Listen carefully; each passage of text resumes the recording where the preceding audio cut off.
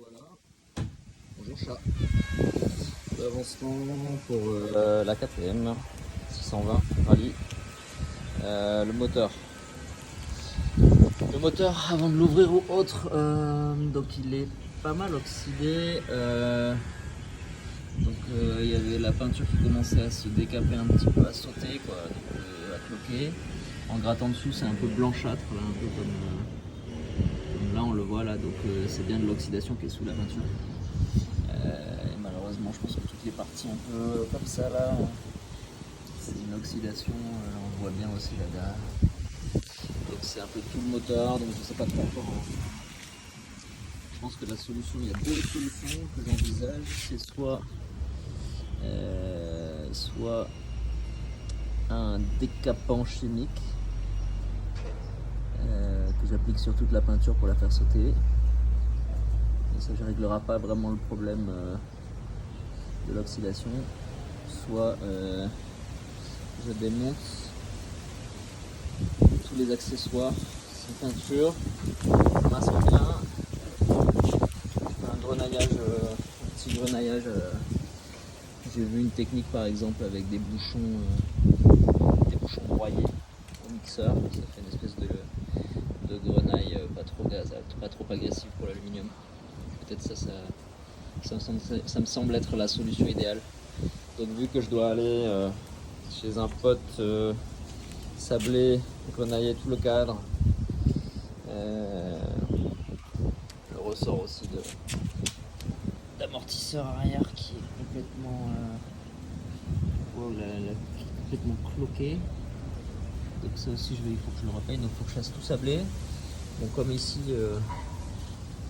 l'environnement est hyper agressif, hyper corrosif, je le sablerai vraiment au dernier moment quand j'ai toutes les peintures, etc. La béquille, il faut que j'aille faire ressouder les pattes avant de la sabler pour pouvoir la repeindre avec les pattes directement, pas avoir à reprendre. Puis après, on va attaquer un peu de nettoyage, ce qui donne pour certaines pièces. Voilà, l'échappement par exemple. L'échappement qui commence à avoir un peu de. Qui a été pas mal récupéré, qui était quand même pas mal piqué. Au final, qui ressort pas trop dégueu, donc je suis plutôt content. Quelques petites pièces en alu là qu'on commence à récupérer. Bon, on avait vu les radiateurs, ce sera remplacé. En tout cas, il y en a un qui a remplacé, c'est sûr, à 100%. Le reste, ça va être du nettoyage et du nettoyage dans les rayons. Moi, finalement, j'ai pas envie de les changer. La jante était plutôt pas trop oxydée. Ça, c'est plutôt une bonne nouvelle parce que c'est un peu chiant. Les trous de rayons, là, par exemple, j'ai une vieille jante, par exemple, ici, là. On voit que même la jante en elle-même est attaquée, là. Vous voyez, par exemple, là. C'est vraiment. Quand je vous dis que le milieu est agressif ici, c'est peu de le dire. Mais là, ça m'a l'air d'être hyper superficiel les rayons. Donc, on va faire comme tout le reste, gratter. Probablement passer une petite couche de peinture grise, peut-être pour les protéger contre l'oxydation future. Alors, le pneu il est neuf, quoi. Donc, franchement, même si là, je crois qu'il date de 2009, je vais trouver la date. Il est de. C'est ça, ouais. Début 2009. Franchement, ça fait 10 ans. Moi, je pense que c'est nickel. En tout cas, on verra probablement que les crampons s'arracheront vite, mais bon, on verra bien. Le pneu avant aussi, il est neuf. Alors, pareil, probablement. Je vais pas vérifier la date pour celui-là, mais ça doit être quelque chose un peu équivalent, peut-être la même période en tout cas. Donc voilà où on en est.